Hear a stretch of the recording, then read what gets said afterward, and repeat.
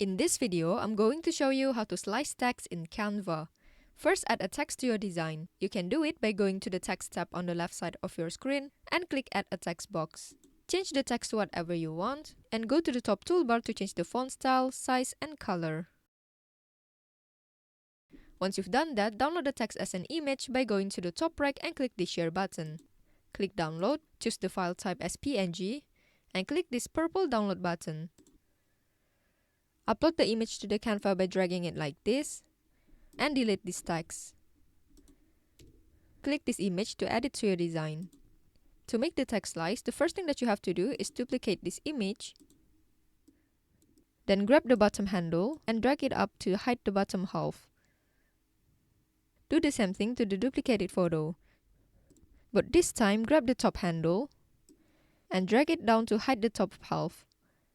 Add a new text box for the subheadline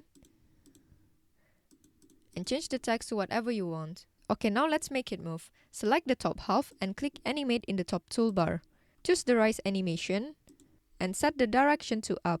Next, select the bottom half of the text, choose animate in the top toolbar, choose rise again, but this time the direction is down. This creates a slice or splitting effect. Finally, select the subtext in the middle, click animate, and choose a fade animation so it appears smoothly as the main text slice is open. Okay, now let's click this preview button to see the final result.